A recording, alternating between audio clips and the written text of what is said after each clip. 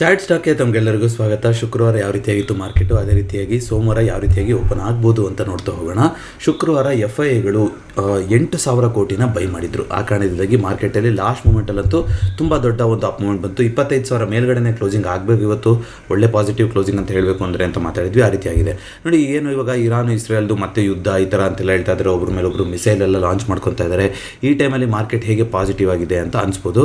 ಸ್ವಲ್ಪ ಅದು ಗ್ಲೋಬಲ್ ಇದ್ರ ಮೇಲೆ ಯೋಚನೆ ಮಾಡ್ತಾ ಹೋಗ್ತಾರೆ ಅಂತ ಕಾಣಿಸುತ್ತೆ FIIಗಳು. ಇವಾಗ ಯಾಕೆ ಈಗ US ಎಂಟರ್ ಆಗ್ಬೋದು, ರಷ್ಯಾ ಎಂಟರ್ ಆಗ್ಬೋದು, ಈ ಥರ ಎಲ್ಲ ಸುದ್ದಿ ಬರ್ತಾ ಇದೆ ಅಲ್ವಾ.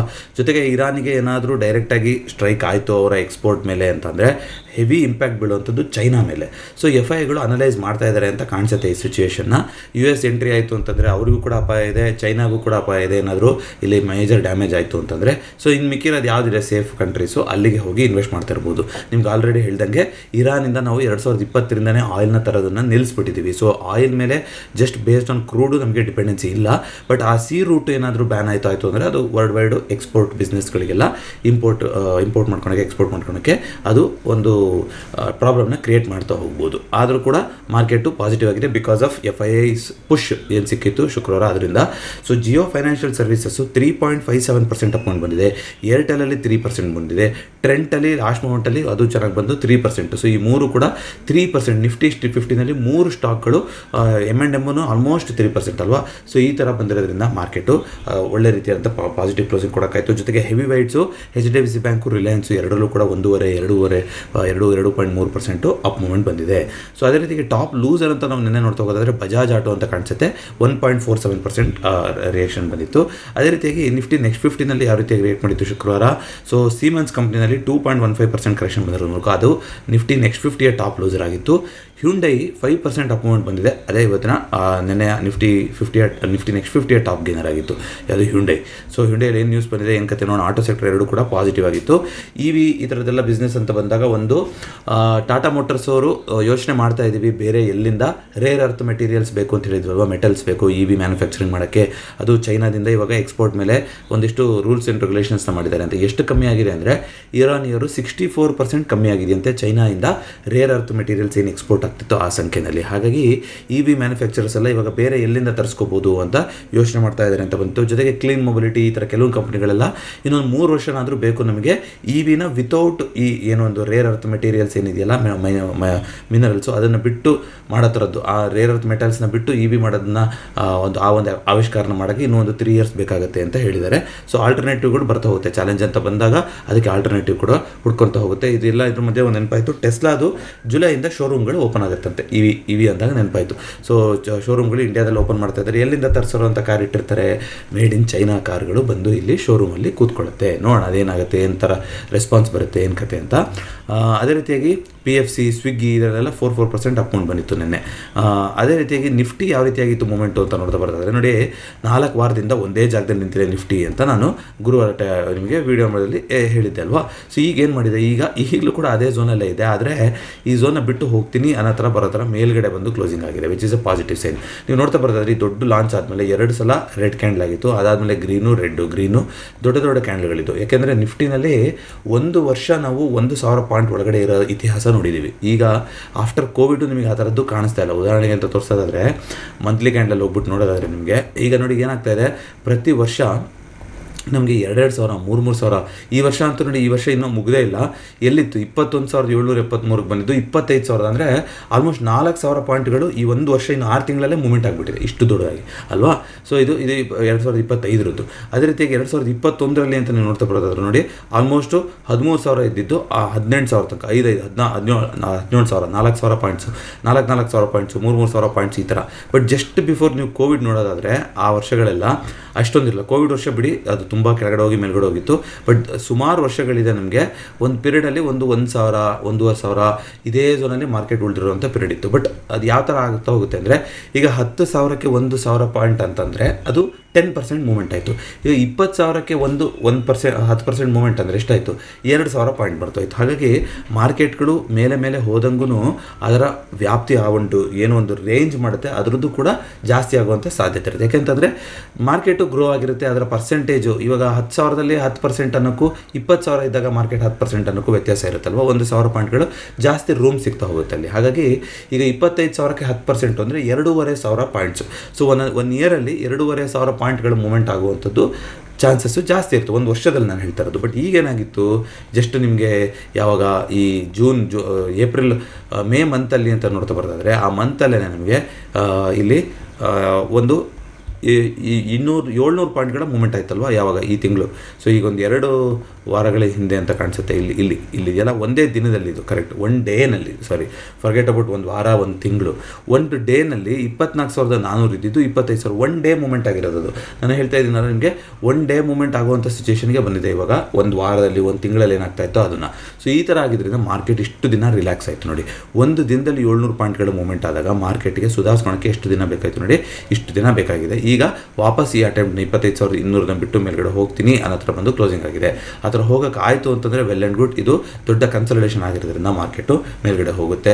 ಆ ಥರ ಆಗಿಲ್ಲ ಅಂದರೆ ವಾಪಸ್ ಮತ್ತೆ ಇದೇ ಕೆರೆ ದಡ ಈ ಝೋನ್ ಇರೋ ತನಕ ಅರ್ಜೆಂಟ್ ಮಾಡ್ಕೊಳಂಗಿಲ್ಲ. ಎಲ್ಲಿ ತನಕ 24,400 ಮುರಿಯಲ್ಲ ಅಥವಾ 25,200 ಮುರಿಯಲ್ಲ, ಅಲ್ಲಿ ತನಕ ಇದೇ ರಾಗ ಹಾಡ್ತಾ ಇರುತ್ತೆ. ಬಟ್ ಇವತ್ತು ಕ್ಲೋಸಿಂಗ್ ಅಂತ ಬಂದಿರುವಂಥದ್ದು ಶುಕ್ರವಾರ ಒಳ್ಳೆ closing, positive closing. So positive ಆಗಿ ಇರ್ತಾ ಹೋಗಬೇಕು. ನೋಡೋಣ ಯಾವ ರೀತಿ ಆಗುತ್ತೆ. ಇದನ್ನ ಬ್ರೇಕ್ಔಟ್ ಮಾಡೋಕ್ಕಾಗುತ್ತಾ, ಏನು ಕತೆ ಅಂತ. ಬ್ರೇಕ್ಔಟ್ ಮಾಡೋಕ್ಕಾಯಿತು ಅಂದರೆ ಹಿಂದೆ ಏನಾದ್ರು ರೆಸಿಸ್ಟೆನ್ಸ್ಗಳು ಕಾಣಿಸ್ತಾ ಇದೆಯಾ ವೀಕ್ಲಿ ಕ್ಯಾಂಡಲಲ್ಲಿ? ಇಲ್ಲ. 25,200 ರೆಸಿಸ್ಟೆನ್ಸ್ ಬಿಡ್ತು ಅಂತಂದರೆ ನೆಕ್ಸ್ಟ್ ನಾನು ಕಾಣಿಸ್ತಾ ಇರೋಂಥದ್ದೇ ಆಲ್ ಟೈಮ್ ಹೈ ಲೆವೆಲ್ಗಳು. ನೋಡೋಣ ನಿಫ್ಟಿ ಆಲ್ ಟೈಮ್ ಹೈಗೆ ಮಾಡುತ್ತಾ, ಏನು ಕತೆ ಏನಾಗುತ್ತೆ ಅನ್ನೋದನ್ನ, ವಿ ಶೇಪ್ ರಿಕವರಿ ಕೊಡುತ್ತಾ ಅನ್ನೋದನ್ನ ನೋಡ್ತಾ ಹೋಗೋಣಂತೆ. ಅದೇ ರೀತಿಯಾಗಿ bank Nifty already all time ಹೈಯಲ್ಲಿತ್ತು, ಕೆಳಗಡೆ ಬಂದಿತ್ತು, ಈ ಝೋನ್ ಅಟೆಂಡ್ ಮಾಡ್ತು. ಈಗ ಅದು ಕೂಡ ಸ್ಟ್ರಾಂಗ್ ಆಗಿ ಪಾಸಿಟಿವ್ ರಿಯಾಕ್ಷನ್ನ ಕೊಟ್ಟಿದೆ. ಇಲ್ಲಿ ನಿಂತ್ಕೊಂಡು ಮೇಲ್ಗಡೆ ಹೋಗ್ತಾ ಇದೆ. ನೋಡೋಣ ಈ ಥರ ವಾಪಸ್ ಮತ್ತೆ ಮೇಲ್ಗಡೆ ಹೋಯ್ತು ಅಂದರೆ ಮೇಲ್ಗಡೆ ಹೋಗಬೇಕು. ಈ ಝೋನ್ಗಿಂತ ಮೇಲ್ಗಡೆ ಕ್ಲೋಸಿಂಗ್ ಆಗಿರುವಂಥದ್ದು ಅಂದರೆ 56,000 ಮೇಲ್ಗಡೆ ಕ್ಲೋಸಿಂಗ್ ಆಗಿರುವಂಥದ್ದು ಪಾಸಿಟಿವ್ ಸೈನ್ ಅಂತ ಹೇಳ್ತಾ ಹೋಗ್ಬೋದು ಬ್ಯಾಂಕ್ ನಿಫ್ಟಿಗೆ. ಸೊ ಕಂಟಿನ್ಯೂಷನ್ ಆಯಿತು ಅಂದರೆ ತಿರ್ಗಿ 57,000 ಅಟೆಂಡ್ ಮಾಡುತ್ತೆ. ಆಲ್ರೆಡಿ ಆಲ್ ಟೈಮ್ ಹೈ ಝೋನಲ್ಲಿದೆ. ಇಲ್ಲ ಕರೆಕ್ಷನ್ ಬರ್ತು ಅಂತಂದರೆ ಈ ಟ್ರೆಂಡ್ ಲೈನ್ ರೆಫರೆನ್ಸ್ಗೆ ಒಂದು ಕರೆಕ್ಷನ್ ಬರ್ತಾ ಹೋಗ್ಬೋದು. ನೋಡೋಣ ಯಾವ್ಯಾವುದು ಸಿಚುವೇಷನ್ಗಳು ಏನೇನು ಚೇಂಜಸ್ ಆಗುತ್ತೆ ಅಂತ. ಬಟ್ ಇಲ್ಲಿ ನೀವು ನೋಡ್ತಾ ಬರೋದಾದರೆ ಒಂದು ದೊಡ್ಡ ಲಾಂಚ್ ಆಗಿದೆ. ಆ ಲಾಂಚಿಗೆ ಈಗ ದೊಡ್ಡ ಒಂದು ಇದು ಕೂಡ ಒಂದು ಕನ್ಸಲ್ಟೇಷನ್ ಅಂತ ಹೇಳ್ಬೋದು. ಇಲ್ಲಿಂದನೂ ಮತ್ತೆ ಲಾಂಚ್ ಆಗ್ಬೋದು. ಬಟ್ ಬ್ಯಾಂಕ್ ನಿಫ್ಟಿಗೆ ಈ ಪ್ಯಾಟರ್ನ್ ಮಾಡ್ತಿಲ್ಲ, ಇಲ್ಲೇ ಲಾಂಚ್ ಆಗುತ್ತೆ ಅಂದ್ಕೊಂಡಿದ್ದೆ ನಾನು. ಆದರೆ ಹಾರಿಜಾಂಟಲ್ ಆಗಿ ಒಂದು ಟ್ರೆಂಡ್ ಲೈನ್ ಮಾಡಿಕೊಂಡು ಲಾಂಚ್ ಆಗ್ತಾ ಇದೆ. ಹಿಸ್ಟಾರಿಕಲಿ ಹಿಂದೆ ಇರುವಂಥ ಲೆವೆಲ್ಸ್ಗಳು ಇಲ್ಲೇ ಇದೆ, ಸಪೋರ್ಟ್ ಲೆವೆಲ್ಲು. ಸೊ ಈ ಲೆವೆಲ್ಗೆ ಬಂತು ಅಂದರೆ, ಈ ಟ್ರೆಂಡ್ ಲೈನ್ಗೆ ಟೆಸ್ಟ್ ಆಗೋಕ್ಕೆ ಬಂತು ಅಂದರೆ ಅಲ್ಲಿ ಒಂದು ಮೇಜರ್ ಸಪೋರ್ಟ್ ಥರನೇ ಆ್ಯಕ್ಟ್ ಆಗ್ತಾ ಹೋಗುತ್ತೆ. ಅನ್ಲೆಸ್ ಯಾವುದಕ್ಕೂ ಬೆಲೆ ಕೊಡ್ದಂಗೆ ಕೊಚ್ಕೊಂಡು ಹೋಗೋ ಥರ ಒಂದು ರೆಡ್ ಕ್ಯಾಂಡಲ್ ಬಂದರೆ. ಆ ಥರ ಕಾಣಿಸ್ತಾ ಇದೆ ಸಿಚುವೇಷನು ಇಲ್ಲ. ಬಿಕಾಸ್ ಇಂಡಿಯಾ ವಿಕ್ಸ್ ನೋಡಿ 14ಗಿಂತ ಕೆಳಗಡೆ ಕ್ಲೋಸಿಂಗ್ ಆಗಿದೆ, which is a very very good sign. 14ಗಿಂತ ಕೆಳಗಡೆ ಕ್ಲೋಸಿಂಗ್ ಆಗಿರೋಂಥದ್ದು. ಈ ಝೋನ್ನ ಬಿಟ್ಟು ಕೆಳಗಡೆ ಬರಬೇಕು ಅಂತ ನಾವು ಮಾತಾಡ್ತಾ ಇದ್ವಿ, ನೆನಪಿದೆಯಾ? ಸೊ ಆ ಥರ ಒಂದು ಕ್ಲೋಸಿಂಗ್ ಅವತ್ತೊಂದಿನ ಕ್ಲೋಸಿಂಗ್ ಮಾಡಿತ್ತು ನೋಡಿ, ಮಾರದೇನೆ ಇಮಿಡಿಯೇಟಾಗಿ ಚೇಂಜ್ ಆಯಿತು. ಈಗ ವಾಪಸ್ ಅದೇ ಝೋನಿಗೆ ಬಂದಿದೆ. ಇಲ್ಲಿ ಚೇಂಜ್ ಆಗುತ್ತಾ, ವಿಕ್ಸ್ ಕೆಳಗಡೆ ಬರ್ತಾ ನೋಡೋಣ. ವಿಕ್ಸ್ ಏನಾದ್ರು ಫರ್ದರ್ ಡ್ರಾಪ್ ಆಯಿತು ಅಂತಂದರೆ ಖಂಡಿತ ಮಾರ್ಕೆಟು ಮೇಲೆ ಹೋಗೋಕ್ಕೆ ರೆಡಿ ಇದೆ ಅಂತ ಹೇಳ್ಬೋದು. ಐ ಥಿಂಕ್ ಲಾಸ್ಟ್ ಬುಧವಾರ ಆ ಥರ ಆಗಿತ್ತು, ಗುರುವಾರ ಇಮಿಡಿಯೇಟಾಗಿ ಚೇಂಜ್ ಆಯಿತು ವಿಕ್ಸು. ನೋಡೋಣ ಸೋಮವಾರ ಯಾವ ರೀತಿಯಾಗಿ ಚೇಂಜ್ ಆಗ್ತಾ ಹೋಗುತ್ತೆ ವಿಕ್ಸಲ್ಲಿ ಅಂತ. ಅದೇ ರೀತಿಯಾಗಿ ಮಿಡ್ ಕ್ಯಾಪ್ ನಿಫ್ಟಿ ಸ್ಟ್ರಗಲ್ ಮಾಡ್ತಾ ಇತ್ತು, ಕೆಳಗಡೆ ಬರ್ಬೋದಾ ಏನು ಕತೆ ನೋಡಿದ್ವಿ. ಈಗ ಏನು ಮಾಡಿದೆ ನೋಡಿ, ಒಂದು ಎನ್ಗಲ್ಫಿಂಗ್ ಪ್ಯಾಟರ್ನ್ ಮಾಡಿದಲ್ವ. ಇದು ಎನ್ಗಲ್ಫಿಂಗ್ ಪ್ಯಾಟರ್ನ್ ಅಂದರೆ ತುಂಬ ಬೇಸಲ್ಲಿ ಮಾಡಿದ್ರೆ ಎನ್ಗಲ್ಫಿಂಗ್ ಪ್ಯಾಟರ್ನ್ಗೆ ಬೆಲೆ ಇರುತ್ತೆ. ಇದನ್ನ ನಾವು ಟೆಕ್ನಿಕಲ್ ಅನಾಲಿಸಿಸ್ ಪ್ಲೇಲಿಸ್ಟಲ್ಲಿ ಮಾತಾಡಿದ್ದೀವಿ. But still it is a good level. ಅಲ್ಲಿ ಇಲ್ಲೂ ಕೂಡ ಒಂದು ಸಪೋರ್ಟ್ ಲೆವೆಲ್ ಇದೆ ಇಲ್ಲಿ ಈ ಝೋನಲ್ಲೆಲ್ಲ. ಸೊ ಆ ಝೋನ್ ಹತ್ರ ಬಂದಾಗ ಒಂದು ಎನ್ಗಲ್ಫಿಂಗ್ ಪ್ಯಾಟರ್ನ್ ಮಾಡಿರೋಂಥದ್ದು, ಇಲ್ಲಿ ಫಸ್ಟ್ ಸ್ಟ್ಯಾಂಡ್ ಮಾಡಿ ಹೋಗಿದಂಥ ಝೋನು. ಸೊ ಅಲ್ಲಿ ಸಪೋರ್ಟ್ ಇದೆ ಅನ್ನೋದನ್ನು ವಾಪಸ್ಸು ಮಿಡ್ ಕ್ಯಾಪ್ ನಿಫ್ಟಿ ಕೂಡ ತೋರಿಸ್ತಾ ಇದೆ. ನೋಡೋಣ, ಇದೆಲ್ಲದೂ ಕೂಡ ಪಾಸಿಟಿವಿಟಿನ ಹೇಳ್ತಾ ಇದೆ ಸದ್ಯಕ್ಕೆ. FI ಕೂಡ ಪಾಸಿಟಿವ್ ಆಗಿದ್ದಾರೆ. ಇಂಡಿಯಾ ವಿಕ್ಸು ಕೆಳಗಡೆ ಬೀಳ್ತಾ ಇದೆ.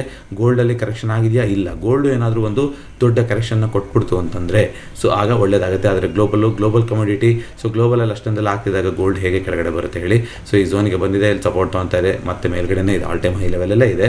ನೋಡೋಣ ವಾಪಸ್ ಕರೆಕ್ಷನ್ ಬರುತ್ತಾ ಏನು ಕತೆ ಅಂತ. ಬಂದರೆ 90,000 ಬರ್ಬೋದು ಅಂತ ಎಕ್ಸ್ಪೆಕ್ಟ್ ಮಾಡಿದ್ವಿ. ಆ ಝೋನಿಗೆ ಒಂದ್ಸಲ ಅಟೆಂಪ್ಟ್ ಆಗಿತ್ತು ಅಂತ. ಆದರೆ ಈಗ ಇನ್ನೂ ಈ ಬಾಕ್ಸಿಂದ ಮೇಲ್ಗಡೆನೇ ಟ್ರೇಡ್ ಆಗ್ತಾ ಇದೆ ಅಲ್ವಾ. ಸೊ ವೀಕ್ ಅಂತ ಏನಿಲ್ಲ. ಈ ಬಾಕ್ಸ್ ಏನು ಕಾಣಿಸ್ತಾ ಇದೆ, ಈ ಬಾಕ್ಸಿಂದ ಮೇಲ್ಗಡೆನೇ ಇದೆ. ಸೊ ನೋಡೋಣ, ಈ ಬಾಕ್ಸನ್ನು ಮುರ್ಕೊಂಡು ಕೆಳಗಡೆ ಬಂತು ಅಂತಂದರೆ 92,000 90,000 ತನಕ ಬರೋ ಜಾಗ ಇದೆ. ಅದು ಯಾವುದಾಗುತ್ತೆ, 100 ಡೇ ಮೂವಿಂಗ್ ಆ್ಯಾವ್ರೇಜ್ ಲೆವೆಲ್ ಕೂಡ. ಈ ಬ್ಲೂ ಲೈನ್ ಕಾಣಿಸ್ತಾ ಇರೋಂಥದ್ದು ಇದು 100 ಡೇ, ಇದು 200 ಡೇ. ಇದ್ರ ಬಗ್ಗೆ ಮೂವಿಂಗ್ ಆ್ಯಾವ್ರೇಜಸ್ ಅಂತ ಟ್ರೇಡಿಂಗ್ ಟೂಲ್ಸಲ್ಲಿ ಡೆಡಿಕೇಟೆಡ್ ವಿಡಿಯೋ ಇದೆ, ಅದರಲ್ಲಿ ಮಾತಾಡಿದ್ದೀವಿ. ಸಿಲ್ವರಲ್ಲಿ ಒಂದು ದೊಡ್ಡ ಕರೆಕ್ಷನ್ ಆಯಿತು. ಬಿಕಾಸ್ ತುಂಬ ಒಂದು ಮ್ಯಾಸಿವ್ ರ್ಯಾಲಿ ಆಗಿತ್ತು. 1,10,000 ತನಕ ಹೋಗಿತ್ತು, ವಾಪಸ್ ಕರೆಕ್ಷನ್ ಬರ್ತಾ ಇದೆ. ಕೆಳಗಡೆ ಬಂದರೆ ಈಗ 1,02,000 1,00,000 ಈ ಲೆವೆಲೆಲ್ಲ ಸಪೋರ್ಟ್ ಆಗ್ತಾ ಹೋಗುತ್ತೆ. ನೋಡೋಣ ಅಲ್ಲಿ ತನಕ ಬರುತ್ತಾ ಅಂತ. USD INR ಅಲ್ಲೂ ಕೂಡ ಒಂದು ಸಣ್ಣ ಡ್ರಾಪ್ ಆಗಿದೆ. 87 ರೂಪಾಯಿ ಹತ್ತಿರ ಹೋಗಿತ್ತಂಥದ್ದು, ಒಂದು 50% ಕರೆಕ್ಷನ್ ಆಗಿದೆ. ಇದು ಪಾಸಿಟಿವ್ ಸೈನು ಬ್ಯಾಂಕ್ ನಿಫ್ಟಿಗೆ. ನೋಡೋಣ ಕೆಳಗಡೆ ಬೀಳುತ್ತಾ ಏನಾಗುತ್ತೆ ಅಂತ. ಕ್ರೂಡ್ ಆಯಿಲು ಈಗ ಇಂಟ್ರೆಸ್ಟಿಂಗ್ ಇರುವಂಥದ್ದು ಕ್ರೂಡ್ ಆಯಿಲು. ಸೊ 6400 ಲೆವೆಲಲ್ಲಿ ಬಂದು ವೀಕನ್ನು ಕ್ಲೋಸ್ ಮಾಡ್ಕೊಂಡಿದೆ. ನೋಡೋಣ, ಈ ಲೆವೆಲ್ನ ಬಿಟ್ಕೊಟ್ಟು ಮೇಲ್ಗಡೆ ಹೋಯ್ತು ಅಂದರೆ ನೆಕ್ಸ್ಟ್ ಮ್ಯಾಸಿವ್ ಜಂಪ್ ಎಲ್ಲಿ ತನಕ ಹೋಗೋ ಸಾಧ್ಯತೆ ಇದೆ ಅಂತ ಹೇಳಿದ್ದೀನಿ. 7000 ತನಕ ಹೋಗುವಂಥ ಸಾಧ್ಯತೆ ಇದೆ. ನೆಕ್ಸ್ಟ್ ಲೆವೆಲ್ ಅಂತ ಇರೋದೇ ನಮಗೆ ಇಲ್ಲಿ 6400 ಖಂಡಿತವಾಗ್ಲೂ ಒಂದು ಹಡಲು. ಹಿಂದೆ ಎಲ್ಲ ನೋಡಿದ್ದೀವಿ, ಇಲ್ಲಿ ಅಲ್ಲಿ ನಿಂತ್ಕೊಂಡಿದೆ. ಅಕಸ್ಮಾತ್ ಇದನ್ನ ದಾಟಕ್ಕಾಯಿತು ಅಂದರೆ ಇನ್ನೂ ಒಂದು ದೊಡ್ಡ ಪುಷ್ ಸಿಗ್ತಾ ಹೋಗುತ್ತೆ ಕ್ರೂಡಲ್ಲಿ. ಬಿಕಾಸ್ ಕ್ರೂಡ್ದು ಇದೆಲ್ಲ ಏನಾಗುತ್ತೆ ನೋಡಿ, ಯಾಕೆ ನಾವು ಜಾಸ್ತಿ ಇನ್ನು ಈ ಲೆವೆಲ್ಗಳನ್ನು ರೆಸ್ಪೆಕ್ಟ್ ಮಾಡಬೇಕು ಅಂದರೆ ಇದು ಮಲ್ಟಿ ಇಯರ್ ಬ್ರೇಕ್ಔಟ್ ಅಲ್ವಾ. ಮಲ್ಟಿ ಇಯರ್ ಒಂದು ಕನ್ಸಲ್ಟೇಷನ್ ಆಗಿ ಒಂದು ಝೋನಲ್ಲಿ ಇದ್ದು ಆಗ್ತಾ ಇರೋಂಥ ಬ್ರೇಕ್ಔಟ್. 2022 ಪೀಕಿಗೆ ಹೋಗಿದ್ದನ್ನು ಈಗ ಇಲ್ಲಿ ಬಂದು ಈ ಒಂದು ಹಾರಿಜಾಂಟಲ್ ಟ್ರೆಂಡ್ ಮಾಡಿ ಇಲ್ಲಿಂದ ಇವಾಗ ಮೇಲ್ಗಡೆ ಬ್ರೇಕ್ಔಟ್ ಆಗೋಕ್ಕೆ ರೆಡಿ ಆಗ್ತಾ ಇದೆ. ಸೊ ಪಾಸಿಟಿವಿಟಿ ಅನ್ನೋದು ಕಾಣಿಸ್ತಾ ಇದೆ, ಬಿಕಾಸ್ ನ್ಯೂಸ್ಗಳು ಕೂಡ ಅದೇ ರೀತಿ ಬರ್ತಾ ಇದೆ. ಚಾರ್ಟ್ ಪ್ಯಾಟರ್ನ್ ಕೂಡ ತುಂಬ ಸ್ಟ್ರಾಂಗ್ ಆಗಿದೆ. ಸೊ ಕ್ರೂಡು ಲಾಸ್ಟ್ ವೀಕ್ ಕ್ಯಾಂಡ್ಲ್ ನೋಡೋದಾದರೆ ನೋಡಿ, ಇಂತೂ ಸಿಕ್ಕಾಪಟ್ಟೆ ದೊಡ್ಡ ಕ್ಯಾಂಡ್ಲ್ ಇದು ಆಯಿತಾ. 2 ಮೇಜರ್ ರೆಸಿಸ್ಟೆನ್ಸ್ ಲೆವೆಲ್ಗಳನ್ನು ಒಂದೇ ಕ್ಯಾಂಡ್ಲಲ್ಲಿ ಮುಗಿಸ್ಕೊಂಬಂದಿರೋಂಥ ಕ್ಯಾಂಡ್ಲ್ ಇದು. ಹಾಗಾಗಿ ಇದಕ್ಕೆ ಕಂಟಿನ್ಯೂಷನ್ ಬರುವಂಥ ಎಲ್ಲ ಸಾಧ್ಯತೆ ಇದೆ. ಸೊ ಕ್ರೂಡನ್ನು ದಯವಿಟ್ಟು ವಾಚ್ ಮಾಡ್ತಾ ಇರಬೇಕು, ಏನಾಗುತ್ತೆ ಏನು ಕತೆ ಅಂತ ನೋಡ್ತಾ ಹೋಗೋಣಂತೆ. ಸೊ ಅಲ್ಲಿ ಇರಾನ್ದು ಲೀಡರ್ ಏನಿದ್ದಾರೆ ಖಮೇನಿ, ಅವ್ರು ಚೇಂಜ್ ಮಾಡೋದೇ, ಅವ್ರನ್ನ ಹಿಡಿಯೋದೇ ನಮ್ಮ ಟಾರ್ಗೆಟ್ ಅಂತ ಆಗಿದೆಯಲ್ವಾ. ಈಗ ಸದ್ದಾಮ್ ಹುಸೇನ್ ಅವ್ರದ್ದು ಯಾವ ರೀತಿ ಮಾಡಿದ್ರು ಆ ರೀತಿ. ಸೊ ಆ ಥರ ಏನಾದ್ರು ಸಿಗಾಕೊಂಡ್ರು ಅಂದರೆ ಈ ವಾರ್ ನಿಂತು ಹೋಗುತ್ತೆ. ಬಟ್ ಅಷ್ಟು ಸುಲಭ ಇರೋದಿಲ್ಲ. ಫುಲ್ ಫ್ಲೆಡ್ಜ್ ಆಗಿ ಇರಾನು ಕೂಡ ಸಪೋರ್ಟ್ ಮಾಡ್ತಾ ಇದೆ, ಬೇರೆ ದೇಶಗಳು ಕೂಡ ಸಪೋರ್ಟ್ ಮಾಡ್ತಾ ಇದೆ, ಇದೆಲ್ಲ ಇದೆ. ನೋಡೋಣ ಅದು ಯಾವ ರೀತಿಯಾಗಿ ಚೇಂಜ್ ಆಗುತ್ತೆ ಅಂತ. US ಇನ್ನು 2 ವಾರ ನಾವು ಸುಮ್ಮನೆ ಇರ್ತೀವಿ, ನೀವು ಎಂಟ್ರಿ ಆಗಲ್ಲ. 2 ವಾರ ಆದಮೇಲೆ ಇದೇನೂ ಪರಿಹಾರ ಆಗಿಲ್ಲ ಅಂದರೆ ನಾವು ಎಂಟ್ರಿ ಆಗ್ತೀವಿ ಅಂತ US ಅವ್ರು ಹೇಳಿದರು. ಜೊತೆಗೆ GST ನೋಡಿ, GST ಕಲೆಕ್ಷನ್ಸ್ ಸುಮಾರು 2 ಲಕ್ಷ ಕೋಟಿ ಕಲೆಕ್ಷನ್ ಆಗ್ತಾ ಇದೆ ನಮ್ಮ ದೇಶದಲ್ಲಿ ಅಂತ ನಾವು ಕೇಳಿದ್ದೀವಿ. ವರ್ಷದಿಂದ ವರ್ಷಕ್ಕೆ ಜಾಸ್ತಿ ಆಗ್ತಾ ಇದೆ, because state government central government ಎಲ್ಲ ಇದೆ. ಬಟ್ ಒಂದು ಡೇಟಾ ಬಂದಿತ್ತು, GST ತಪ್ಪಿಸ್ಕೊಂಡಿರೋ ಸಂಖ್ಯೆ ಇರ್ತಾರಲ್ಲ, ಎಷ್ಟು GST ಕಟ್ಟೋದನ್ನು ತಪ್ಪಿಸಿದ್ದಾರೆ ಅಂತ, ಅದು ಕೂಡ ಸುಮಾರು 2 ಲಕ್ಷ ಕೋಟಿ ಆಗಿದೆ ಅಂತ ಬಂದಿದೆ. ಅಂದರೆ ಈ ಕಸ್ಟಮಲ್ಲಿ ಗೋಲ್ಡ್ ಹಿಡಿತಾರೆ, ಮತ್ತೊಂದೆಲ್ಲ ಹಿಡಿತಾರಲ್ಲ, ಅದರಿಂದ ಅದು ಗೊತ್ತಾಗ್ತಾ ಹೋಗುತ್ತೆ. ಅದು ನೋಡಿ ಎಷ್ಟು ದೊಡ್ಡ ನಂಬರು ಅಂತ. ಅದೇ ರೀತಿಯಾಗಿ HALಗೆ ಇಸ್ರೋದು ಒಂದು ರಾಕೆಟ್ ಲಾಂಚಿಗಿಂದ ಒಂದು ಪ್ರಾಜೆಕ್ಟ್ ಡೀಲ್ ಆಗಿದೆ, 500 ಕೋಟಿದೆ ಒಂದು ಡೀಲ್ ಸಿಕ್ಕಿದೆ ಅಂತ ಕೇಳ್ಪಟ್ಟೆ. ಅದು ಒಂದು ಇಂಪಾರ್ಟೆಂಟು. ಅದೇ ರೀತಿಗೆ HDB ಫೈನಾನ್ಷಿಯಲ್ ಸರ್ವಿಸಸ್, HDFC ಇದೆ ಒಂದು ಇನ್ನೊಂದು ಆರ್ಮು, ಅದರದ್ದು IPO 65,000 ಕೋಟಿನ ಏನೋ ಹೇಳಿದ್ದಾರೆ. 720ರಿಂದ 740 ಬ್ಯಾಂಡ್ ಹೇಳಿದ್ದಾರೆ. 700ರಿಂದ 740 ಬ್ಯಾಂಡ್ ನೋಡ್ದಂಗಿತ್ತು. ಅದು ಈ ವಾರ ಯಾವಾಗಲೂ ಮುಂದಿನ ವಾರನೇ ಯಾವಾಗಲೂ IPO ಬರೋದಿದೆ ಅಂತ ಕಾಣಿಸುತ್ತೆ. ಜೊತೆಗೆ EV ನ್ಯೂಸ್ ಆಲ್ರೆಡಿ ನೀವು ಕವರ್ ಮಾಡಿದೆ, ಅದೆಷ್ಟು ನ್ಯೂಸ್ ಸೆಕ್ಷನ್ ಇಂಪಾರ್ಟೆಂಟ್ ನ್ಯೂಸ್ ಅಂತ ಕವರ್ ಮಾಡಬೇಕಾಗಿದ್ದಂಥದ್ದು. ಜೊತೆಗೆ TCS ಕಂಪ್ನಿ ಇವಾಗ ಏನು ಹೇಳಿದೆ ಅಂದರೆ, ಈಗ ಬಿಲ್ಲಿಂಗ್ ಅಂತ ಇರುತ್ತೆ, ಇವಾಗ ಕೆಲಸ ಮಾಡ್ತಾ ಇರ್ತಾರಲ್ಲ ಅವರು, ಒಂದು ಈಗ ಸರ್ವಿಸ್ ಕಂಪ್ನಿಗಳೆಲ್ಲ ಯಾವುದೋ ಒಂದು ಬೇರೆ ಕಂಪ್ನಿಗಳಿಗೆ ಸರ್ವಿಸ್ನ ಕೊಡ್ತಾ ಇರ್ತಾರೆ. ಅದು ಇಂಡಿಯಾದಲ್ಲಿರೋ ಎಲ್ಲ ಕಂಪ್ನಿಗಳು, ಮೋಸ್ಟ್ ಆಫ್ ದ ಲಿಸ್ಟೆಡ್ ಕಂಪ್ನಿಗಳು ಸರ್ವಿಸ್ ಕಂಪ್ನಿಗಳೇ. TCS ಆಗಿರ್ಬೋದು, ಇನ್ಫೋಸಿಸ್ ಆಗಿರ್ಬೋದು, HCL ಆಗಿರ್ಬೋದು, ಇದೆಲ್ಲ ಟೆಕ್ ಮಹೀಂದ್ರ ಎಲ್ಲ. ಸೊ ಈಗ ಸರ್ವಿಸ್ ಕೊಡ್ತಾ ಇರ್ತಾರಲ್ಲ, ಆ ಕಂಪ್ನಿನಲ್ಲಿ ಯಾವ ಕೆಲಸ ಮಾಡ್ತಾ ಇದ್ದವರು 225 ದಿನಗಳು ಮ್ಯಾಂಡೇಟ್ರಿಯಾಗಿ ಯಾವುದಾದ್ರು ಈ ಥರ ಪ್ರಾಜೆಕ್ಟಲ್ಲಿ ಬಿಲ್ಲಿಂಗ್ ಆಗಿರಬೇಕು. ಅಂದರೆ ಬಿಲ್ಲಿಂಗ್ ಆಗಿರೋದು ಅಂದರೆ ಯಾವ ಕಂಪ್ನಿಗೆ ಸರ್ವಿಸ್ ಮಾಡ್ತಾ ಇರ್ತಾರೋ ಅವರಿಂದ ದುಡ್ಡನ್ನ ಚಾರ್ಜ್ ಮಾಡ್ತಾ ಇರ್ತಾರೆ. ಸೊ ಏನು ಇಲ್ಲ ಅಂದರೆ ಬೆಂಚಲ್ಲಿದ್ದಾರೆ, ಯಾವುದೋ ಪ್ರಾಜೆಕ್ಟ್ ಡಿಸೈನ್ ಆಗಿಲ್ಲ, ಈ ಥರ ಎಲ್ಲ ಕೇಳಿರ್ಬೋದು ನೀವು IT ಕೆಲಸ ಮಾಡ್ತಿರೋರನ್ನ. ಆ ಥರ ಮಾಡೋಕ್ಕೆ ಒಂದು 35 ದಿನಗಳು ಅಷ್ಟೇ ಗಡುವು. ಅಂದರೆ ಶನಿವಾರ ಭಾನುವಾರ ಕಳೆದ್ರೆ ಉಳಿಯುವಂಥ ದಿನಗಳೆಷ್ಟು 270 ದಿನ ಉಳಿಯುತ್ತೆ ಅನಿಸುತ್ತೆ. ಆ 270ರಲ್ಲಿ 225 ದಿನ ಬಿಲ್ಲಿಂಗ್ ಆಗಿರಲೇಬೇಕು, ಪ್ರಾಜೆಕ್ಟಲ್ಲಿ ಇರಲೇಬೇಕು ಅಂತ ಹೇಳಿದ್ದಾರೆ. ಇದು ಯಾವ ಥರ ಆಗ್ಬೋದು ಅಂತ ಅಂದರೆ, ಯಾರು ಆ ಥರದ್ದು ಇಲ್ಲ, ಬಿಲ್ಲಿಂಗಲ್ಲಿ ಇರೋಕ್ಕಾಗಿಲ್ಲ, ಅವ್ರನ್ನೆಲ್ಲ ಪರ್ಫಾರ್ಮೆನ್ಸ್ ಇಂಪ್ರೂವ್ಮೆಂಟ್ ಪ್ಲ್ಯಾನ್ ಅಂತ ಹೇಳೋದು, ಅಥವಾ ಕೆಲಸದಿಂದ ತೆಗೆಯೋ ಥರ ಕೆಲಸ ಆಗ್ಬೋದು ಅಂತ ವಿಶ್ಲೇಷಣೆ ಬರ್ತಾ ಇದೆ. ನೋಡೋಣ ಅದಕ್ಕೆ ಏನು ಕ್ಲಾರಿಟಿ ಕೊಡ್ತಾರೆ ಅಂತ. ಅದು ಒಂದು ಸುದ್ದಿ ಬಂದಿರೋಂಥದ್ದು. ಕಾಪರ್ ಈಗಲೂ ಕೂಡ ಆ ಝೋನ್ನ ಬಿಟ್ಕೊಡೋಕ್ಕಾಗಿಲ್ಲ, ಅದೇ ಝೋನಲ್ಲಿದೆ. ಇದು ಸಿಲ್ವರ್ ಥರ ಒಂದು ಬ್ರೇಕ್ಔಟ್ ಕೊಡುತ್ತಾ ಏನು ಅನ್ನೋದನ್ನು ವಾಚ್ ಮಾಡ್ತಾ ಇರಿ. ಯಾಕೆಂದರೆ ದೊಡ್ಡ ದೊಡ್ಡ ಬಸ್ ಸ್ಟ್ಯಾಂಡ್ಗಳು, ಇಂಪಾರ್ಟೆಂಟ್ ರೆಸಿಸ್ಟೆನ್ಸ್ ಲೆವೆಲ್ಗಳ ಮೇಲ್ಗಡೆ ಬಂದು ಬಸ್ ಸ್ಟ್ಯಾಂಡ್ಗಳು ಮಾಡಿದಾಗ ನಾವು ಅಂಥ ಇದನ್ನು ವಾಚ್ ಮಾಡ್ತಾ ಇರಬೇಕು ಅಂತ ಅನಿಸುತ್ತೆ. ಸೊ ಇದಿಷ್ಟು ಇವತ್ತಿನ ಚಾಷ್ಟಕ್ಕಾಗಿತ್ತು. ವಿಡಿಯೋ ಇಷ್ಟ ಆಗಿದೆ ದಯವಿಟ್ಟು ವಿಡಿಯೋನ ಲೈಕ್ ಮಾಡಿ, ಹಾಗೂ ಚಾನಲ್ಗೆ ಸಬ್ಸ್ಕ್ರೈಬ್ ಮಾಡಿ. 2025 ನಮ್ಮ ಚಾನಲ್ನ ಮಿಷನ್ ಎಮರ್ಜೆನ್ಸಿ ಫಂಡನ್ನು ಬಿಲ್ಡ್ ಮಾಡೋದು. ಪ್ರತಿ ತಿಂಗಳು ಎಷ್ಟು ಸಾಧ್ಯ ಆಗುತ್ತೋ ಅಷ್ಟು ದುಡ್ಡನ್ನ ಎಮರ್ಜೆನ್ಸಿ ಫಂಡಿಗೆ ಅಂತ ತೆಗೆದಿರ್ತಾ ಬನ್ನಿ. ಇನ್ನೂ ಯಾರಾದರೂ ಟರ್ಮ್ ಇನ್ಶೂರೆನ್ಸ್ ಮಾಡಿಸಿಲ್ಲ ಅಂದರೆ ದಯವಿಟ್ಟು ಪಿನ್ ಕಾಮೆಂಟಲ್ಲಿ ಟರ್ಮ್ ಇನ್ಶೂರೆನ್ಸ್ ಫಾರ್ಮ್ ಇರುತ್ತೆ, ಅದನ್ನ ಭರ್ತಿ ಮಾಡೋದ್ರ ಮೂಲಕ ಆದಷ್ಟು ಬೇಗ ಸೂಕ್ತವಾದ ಟರ್ಮ್ ಇನ್ಶೂರೆನ್ಸ್ನ ತಗೊಳ್ಳಿ ಅಂತ ಕೇಳ್ಕೊತೀನಿ. ಮತ್ತೊಮ್ಮೆ ಸಿಗೋಣ. ಎಲ್ಲರಿಗೂ ನಮಸ್ಕಾರ.